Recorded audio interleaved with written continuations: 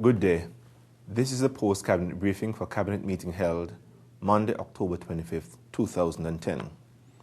In 2008, in an attempt to respond positively to the escalation in the price of commodities on the world market, government introduced a basket of goods or a list of basic food and non-food items on which consumption tax was either reduced or removed completely.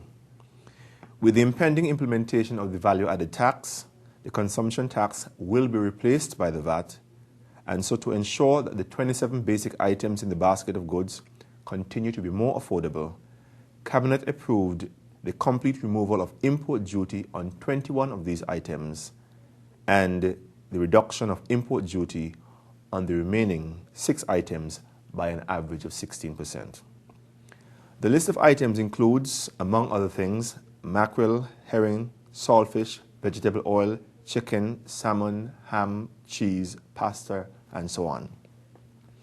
In March of 2006, the United Nations General Assembly adopted a resolution to adopt the Human Rights Council, and a mechanism was established by which all UN member states will be held accountable for their human rights obligations and commitments. In fact, each member state undergoes periodic review by the Council, which operates for 10 weeks, 3 times per year. At the review, member states present their own reports, and this is followed by discussion and cross-examination, and then formal declaration of the outcome of the evaluation on their obligations with respect to human rights in their respective countries. As a member of the United Nations and having adopted the United Nations Convention on Human Rights, St. Kitts and Nevis will undergo its own evaluation early in 2011, and Cabinet therefore approved a delegation for participating in this universal periodic review by the United Nations Human Rights Council. The Ministry of Energy and Public Utilities submitted to the Cabinet a report providing updated information on the progress with the upgrading of electrical generation capacity at the Nevis power plant. The report indicated that the plant has an independent operating capacity of 31.6 megawatts with an additional 7.5 megawatts produced by the Greco generating sets. With an additional 15.2 megawatts of operating capacity to be achieved by March of next year, 2011, the Ministry has indicated that the Greco units will no longer be required by April of 2011.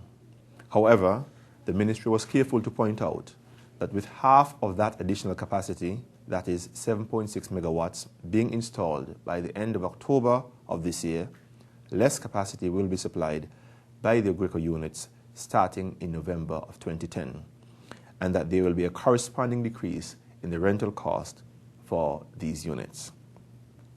Cabinet highly applauded the Minister responsible for Energy and Public Utilities, Dr. the Honorable Earl Asim Martin, for the excellent leadership he has been providing in the Ministry over recent years. Note was taken of the tremendous difficulties the Electricity Department has faced over the years. Dr. Martin has assured the Cabinet and wishes to assure the general public that in the very near future, St. Kitts will have a highly reliable supply of electricity, and he thanks the public for its understanding, concern, and support. In October 2009, the Financial Services Regulatory Commission Act was passed to establish a commission as a single regulatory unit for the non-bank financial sector in St. Kitts and Nevis. The single regulatory unit was legislated after the Eastern Caribbean Central Bank, the ECCB, had undertaken in 2008 an assessment of the risk that the non-bank sector posed to the financial sector and the entire economy. The assessment revealed that there was significant exposure arising from insurance companies, money services businesses such as Western Union, the Development Bank, financial cooperatives, credit unions, trust companies, among others. At Cabinet, approval was granted for the appointment of the Financial Services Regulatory Commission according to law, and representation was as follows: a representative from the Eastern Caribbean Central Bank representing the Governor, the Financial Secretary, the Permanent Secretary for Finance in Nevis, one person in the field of finance in St. Kitts, one person in the field of finance from Nevis, the Director of Financial Intelligence in St. Kitts and Nevis, and one person representing the Ministry of Legal Affairs in St. Kitts. Owing to the abundance of biological heritage and other resources in the St. Mary's Parish area that deserve special attention and preservation, Cabinet has declared the St. Mary's Parish area as the St. Mary's Biosphere Reserve.